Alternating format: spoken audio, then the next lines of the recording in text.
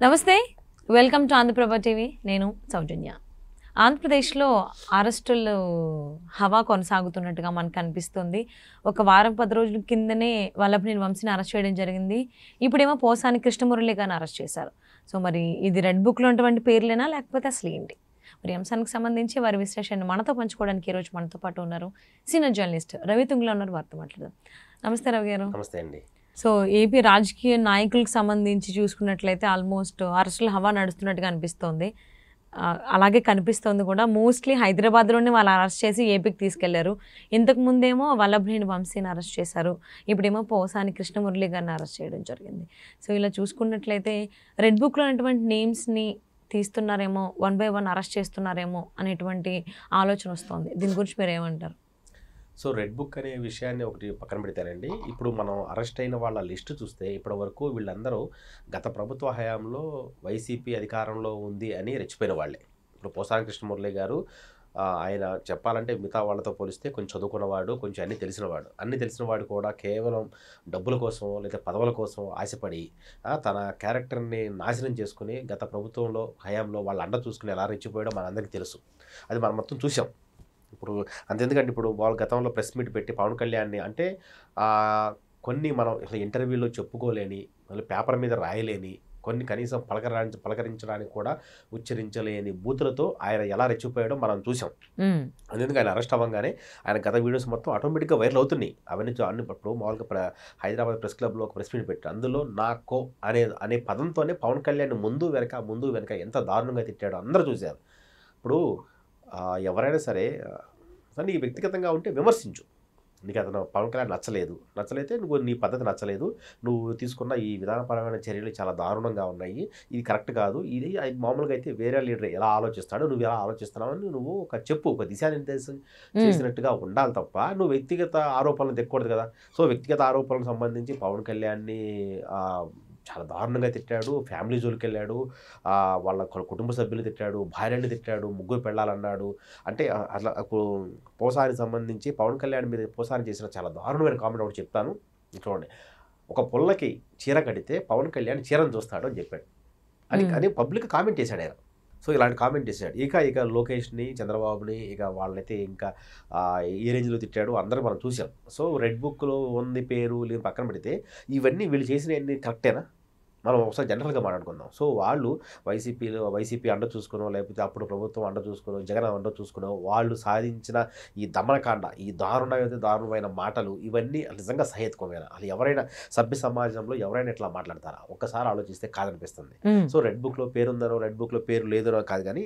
వాళ్ళు చేసినైతే చాలా తప్పులు చాలా తప్పులు చేశారండి అయితే ప్రభుత్వం అప్పుడు వాళ్ళది అవటం వల్ల సో వాళ్ళ మీద ఎలాంటి చర్యలు తీసుకోకుండా అలా హ్యాపీగా గడిచిపోయింది కానీ కాలం అనేది ఎప్పుడు ఒకేలా ఉండదు కాలం ఎప్పటికప్పుడు మారుతుంది కర్మ అనేది ఎవరిని వదిలిపెట్టదు నువ్వు చేసిన తప్పు నువ్వు ఈ జన్మలోనే ఖచ్చితంగా అనుభవించి తీరాలి ఇప్పుడు ఆ కర్మ ఇప్పుడు పోసాని కృష్ణమురళి అనుభవిస్తున్నాడు ఇప్పుడు ఆయన చేసిన తప్పు ఏంటి అనేది మనం ఎవరికి చెప్పాల్సిన అవసరం లేదు ఎందుకంటే దానికి వీడియోలో ప్రత్యక్ష సాక్షి ఆయన ఎన్నైనా మాట్లాడినాడు ఎంత దారుణంగా మాట్లాడాడు ఎంత దారుణంగా అందరినీ తోలడాడాడు ఎంత దారుణంగా మాట్లాడాడు అయిపోయింది ఇవి అయిపోయిన తర్వాత ఇప్పుడు అతను ఇన్ని మాట్లాడుతుంటే మరి అప్పుడు ప్రభుత్వం అప్పుడు కేసులు పెట్టలేదా అని చాలామంది డౌట్ రావచ్చు అప్పుడు కూడా కేసులు పెట్టారు కానీ కేసులు పెట్టినా కానీ అప్పుడు ప్రభుత్వం ఎవరిది వాళ్ళదే కదా ఆయన మళ్ళీ FDC చైర్మన్ కూడా ఇచ్చారు సో ఆ పదవి అనుభవిస్తా ఒక బాధ్యతాయుతమైన పదవిలో ఉండి ఇలా మాట్లాడాల్సి అంటే కేవలం కరడు కట్టిన వైసీపీ ఇంకా రూరల్లో కూడా ఇంకా చాలా బాగా మాట్లాడతారండి పల్లెటూరులో కూడా కార్యకర్తలు చాలా బాగా హుందాగా మాట్లాడతారు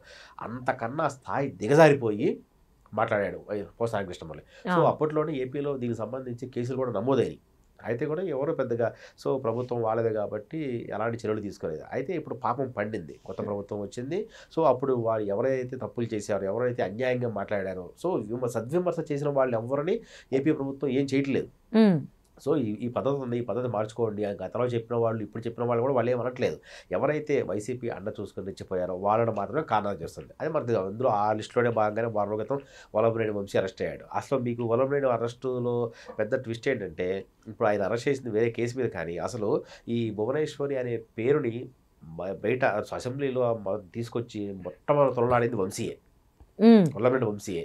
ఆ తర్వాత చాలామంది రకరకాలుగా మాట్లాడి ఉండొచ్చేమో, అదన్నీ తప్పే. కానీ ఫస్ట్ మొట్టమొదట తీసుకొచ్చి ఆ పేరు తీసుకొచ్చి చంద్రబాబు నాయుడు గారు ఆ పార్టీ ఆఫీస్ వేదికగా ఏడవడానికి కారణం ప్రధాన కారణం వల్లభనేని వంశీయే. వల్లభనేని వంశీ ఫస్ట్ ఆ మాట అన్నాడు. ఆ తర్వాత మిగతా వాళ్ళంతా దాన్ని కంటిన్యూ చేశారు. సో దానికి ఆద్యం వల్లభనేని వంశీయే. సో మరి ఇప్పుడు వల్లభనేని వంశీ అయ్యో పాపం అరెస్ట్ చేశారు అంటున్న వాళ్ళందరూ మరి అప్పుడు ఆయన అన్న మాటలు, ఆయన చేసిన విధానం, వెకిలి చేష్టలు ఇవన్నీ గుర్తు రాలేదా? ఒకసారి గుర్తెచ్చుకోండి. అసలు అది ఏమన్నాడు, ఎంత దారుణంగా బిహేవ్ చేశాడు, ఎంత దారుణంగా బిహేవ్ చేశాడు. ఇంకా కొన్ని కామెంట్స్ మనం చేయకూడదు. రాజకీయ నాయకులు ఎలా ఉండకూడదు అనే దానికి సంబంధించి వైసీపీ నాయకులను చూసి నేర్చుకోవాలనేటువంటి మాటలు చాలా మంది దగ్గర నుంచి విన్నాను. మరి అప్పుడు వాళ్ళు మాట్లాడిన మాటలు ఎంత హుందాగా ఉండాలి, వాళ్ళని చూసి 10 మంది నేర్చుకుంటారు కదా. వాళ్ళు అలా మాట్లాడలేదు, వాళ్ళు చాలా దారుణంగా మాట్లాడారు. అందుకని వంశీ రకరకాల కేసులు అరెస్ట్ అయ్యాడు. ఇప్పుడు ఆ లిస్టులో ఇప్పుడు పోసాని కృష్ణమూర్తి కూడా. పోసాని కృష్ణమూర్తి తక్కువడేం కాదండి, తక్కువడేం కాదు. మనం అయ్యో పాప అనాల్సినంత అవసరం ఏమీ లేదు. అతను చేసిన తప్పులకి, అతను చేసి మాట్లాడిన మాటలకి అతన్ని అరెస్ట్ చేయడం ఏమాత్రం తప్పు లేదండి. ఇప్పుడు దీనికి సంబంధించి అప్పుడు కూడా గతంలో కేసులు నమోదైన ఆ కేసులు అప్పుడు పోలీసులు పట్టించుకోలేదు.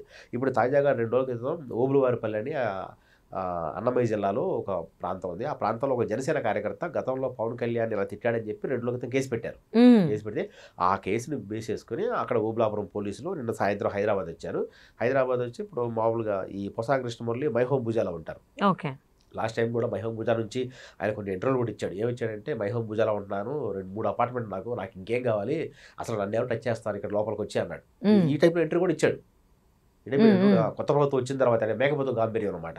కొత్త ప్రభుత్వం వచ్చిన తర్వాత ఇలా ఇచ్చాడు. ఇచ్చిన తర్వాత అప్పుడు ఏమైంది, ఇప్పుడు మన ఓబులాపురం పోలీసులు ఏపీ పోలీసులు డైరెక్ట్గా వచ్చి అక్కడ రాయదుర్గం స్టేషన్ పరిధిలోకి వస్తారన్నమాట. ఈ మైహోం భుజా అక్కడికి వెళ్ళి వాళ్ళు కాంటాక్ట్ అయ్యారు. సో ఇట్లా పోసాని మురళిని అరెస్ట్ చేయాలి, దిస్ ఇస్ ద కేసు అని చెప్పి చూపించారు. చూపిస్తే వాళ్ళు కూడా హెల్ప్ చేశారు. మరి హెల్ప్ చేయాలి కదా, హెల్ప్ చేస్తే వాళ్ళు సాయంత్రం 8:30కి వెళ్ళారు. 8:30కి వెళ్ళి ఫస్ట్ యాక్చువల్గా పోసాని కృష్ణమూర్తి గారు పోలీసులు రారు, నేను రెడ్ బుక్లో లేనేమో, అరెస్ట్ అవ్వదేమో అని ఎక్స్పెక్ట్ చేశారు.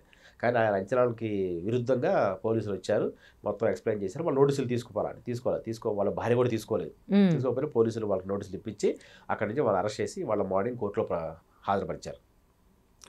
చేసిన పాపం ఆయన అన్న మాటలు ఒక్కొక్కటి ఇప్పుడు మామూలుగా సోషల్ మీడియాలో వైరల్ అవుతున్నాయి. ఇప్పుడు పోసాని కృష్ణమూర్తిని ఎవరైతే అరెస్ట్ చేసి అయ్యో పాపం అంటున్నారో అలాంటి వాళ్ళకి ఒక్కసారి ఆ వీడియో చూడమని చెప్పండి. చూస్తే ఆయన ఎంత దారుణంగా మాట్లాడాడో, ఎలాంటి బూతులు మాట్లాడాడో, కుటుంబ సంబంధాలని, బాంధవ్యాలను కూడా ఎంత దారుణంగా కించపరిచాడో అర్థమైపోద్ది మనకి. అవును, వ్యక్తిత్వ హననం అనేది ఎంత దారుణంగా చేశారో టీడీపీ నాయకులు, అందులో మరీ ముఖ్యంగా చంద్రబాబు గారిని కావచ్చు, లోకేష్ గారిని కావచ్చు, at the same time Janasena అధ్యక్షులు పవన్ కళ్యాణ్ గారిని కూడా వ్యక్తిగతంగా ఎన్ని అనకూడదు అన్ని రకాల మాటలు అనడం జరిగింది. సో నాట్ ఓన్లీ పోసాని గారు, దానికి ముందు వల్లభనేని వంశీ కావచ్చు, నాని కావచ్చు, ఇలా చాలా వ్యక్తులు ఉన్నారు వైసీపీకి సంబంధించిన వాళ్ళు. ఇలా చెప్పుకుంటూ పోతే పెద్ద లిస్టే వస్తుంది. వ్యక్తిత్వ హననం గురించి మాట్లాడిన వాళ్ళ గురించి కనుక మనం మాట్లాడుకున్నట్లయితే, ఒక రాజకీయ నాయకుడు ఏవైతే మాట్లాడకూడదు, అవసరం లేని మాటలు ఉన్నాయో పార్టీ అధ్యక్షులే మాట్లాడినప్పుడు యథా రాజా తథా ప్రజ అనే అంటారు. కాబట్టి మేబీ అదే ఫాలో అవుతున్నారేమో. మరి ఇప్పుడైతే first Vallabhaneni Vamsi, within 1 week 10 days ఆ స్పాన్లో పోసాని కృష్ణమురళి, నెక్స్ట్ ఇంకెవరు అరెస్ట్ అయ్యేటువంటి అవకాశం ఉండొచ్చు? అంటే గత ప్రభుత్వంలో ఎవరైతే ఇలాగా వ్యక్తిగత దోషణలు దిగి చాలా దారుణంగా బిహేవ్ చేశారో వాళ్ళందరూ నెక్స్ట్ లిస్ట్లో ఉన్నారండి. నెక్స్ట్ లిస్ట్లో వస్తారు. అంటే పాపం పండిద్ది, పాపం ఒకరోజే ఖచ్చితంగా పండాలి. అయితే ఒకళ్ళ ముందు ఒకరి తర్వాత, వీటిల్లో ఎవరు ముందు ఎవరి తర్వాత అని తర్వాత తెలుస్తుంది. అయితే ఇప్పుడు చాలామంది టీడీపీ కార్యకర్తలు కూడా వాళ్ళు వ్యక్తిగతంగా అనుకుంటుంది అంటే, అరే ఇంతమందిని అరెస్ట్ చేస్తున్నారు కానీ అసలు వీటన్నిటికీ కారణమైన కొడాలి నాని అందరికన్నా ఎక్కువ మాట్లాడాడు, చంద్రబాబు కుటుంబాన్ని కానీ చంద్రబాబుని కానీ ఎక్కువ తిట్టాడు కదా, ఆయన ఎందుకు అరెస్ట్ చేయని చెప్పి ఎక్కువ మంది అనుకుంటున్నారు. ఎందుకంటే ఏంటంటే ఇప్పుడు ఇది ఒక ప్రభుత్వం, ఇది కక్ష సాధింపు ధోరణిలా ఉండకుండా one by one step by step వస్తారండి. వాళ్ళ పాపం పండాలి, వాళ్ళకి టైం రావాలి. అందుకు వచ్చినప్పుడు దానికి తగిన సందర్భం రావాలి. వచ్చినప్పుడే వాళ్ళు అరెస్టులు జరుగుతాయి, వాళ్ళకి సంబంధించిన వాళ్ళ కేసులన్నీ వస్తాయి, అన్నీ తీసుకెళ్తారు. అదే తప్ప ఒకేసారి ముక్కుమ్ముడిగా అరెస్ట్ చేస్తే ఏంటంటే అది ప్రజల్లో చిన్నపాటి ఒక నిరసన జ్వాల రావచ్చు, అవకాశం ఉంది. సో అలా కాకుండా వాళ్ళు చేసిన తప్పులు ఇవి, సో అందుకని వాళ్ళు చేసిన దీనికి సంబంధించి కేసులు వచ్చినాయి కాబట్టి మేము అరెస్ట్ చేశాము అని చెప్పడానికి కూడా అవకాశం ఉంటుంది. లేదంటే ఇప్పుడు మనం ఇప్పుడు కార్యకర్తలాగా మనం కూడా, నాయకులు కూడా అలా బిహేవ్ చేసి అరే అప్పుడు గతంలో మమ్మల్ని ఇబ్బంది పెట్టారు, మేము కూడా ఇప్పుడు ప్రతి కక్ష కార్పణాలు తీర్చుకోవాలని చెప్పి అందరూ ఒకేసారి ముక్కుమ్ముడిగా అరెస్ట్ చేయడం కరెక్ట్ కాదు. సో ప్రస్తుతం ఏపీ ప్రభుత్వం ఇలాంటి గత ప్రభుత్వంలో చేసిన గత ప్రభుత్వ హయాంలో ఎవరైతే తప్పులు చేశారో వాళ్ళందరినీ అరెస్ట్ చేసి కోర్టులో హాజరుపరిచిన ఇప్పుడు చేస్తున్న విధానం కరెక్ట్ అండి. సో రాబోయే రోజుల్లో లిస్టులో అయితే ఇంకా చాలా మంది ఉన్నారు. అయితే ప్రధానంగా వినిపిస్తున్న పేర్లు కొడాలి నాని ఒకటి, రోజా కూడా ఉందండి లిస్టులో. సో పర్యాటక శాఖ మంత్రిగా ఉన్నప్పుడు ఆమె హయాంలో ఆరోపణలు బాగా అంటే కొంచెం అవినీతి ఆరోపణలు ఆరోపణలు చాలా కావచ్చు. ఎక్కువ వచ్చినాయి. ప్లస్ తిరుమల సంబంధించి విఐపి కోటాలో చాలా మందిని ఆవిడ తీసుకెళ్ళిపోయారు, రోజుకు 30-40 మంది తీసుకెళ్ళారు ఆరోపణలు కూడా ఉన్నాయండి. సో ఈ ఆరోపణలు కూడా కమిటీ వేశారు. ఆ కమిటీ రిజల్ట్స్ రావాలి, వచ్చిన తర్వాత అవన్నీ 1 by 1 ఉండి వాళ్ళు కూడా ఫ్యూచర్లో వాళ్ళకు కూడా ఖచ్చితంగా ఇలాంటి పోసాని కృష్ణమురళికి, వంశీకి జరిగిన సత్కారాలు జరుగుతాయండి, అందులో ఎలాంటి డౌట్ లేదు. సో టీడీపీ అభిమానులు కార్యకర్తలు కూడా ఏంటి రెడ్ బుక్ ఎందుకు ఓపెన్ చేయట్లేదు, అలాగే ఎందుకు మమ్మల్ని అప్పుడు ఇబ్బంది పెట్టారు, మిమ్మల్ని కూడా ఎన్ని మాట్లాడినారు కదా, ఎందుకు ఏమీ రియాక్ట్ అవ్వట్లేదని అన్నారు. ఇప్పుడు ఈ చర్యతో మేబీ వాళ్ళకి ఆన్సర్ దొరికిండొచ్చు. సో మరి నెక్స్ట్ ఎవరు అరెస్ట్ అవుతారు ఏపీలో, వాళ్ళు మరి ఏపీలోనే అరెస్ట్ అవుతారా లేకపోతే వీళ్ళిద్దరిలాగా వంశీ అండ్ పోసాని గారి లాగా హైదరాబాద్లో అరెస్ట్ అవుతారా, అసలు ఏమవుతారు చూద్దామండి. Thank you so much Ravi garu. Thank you.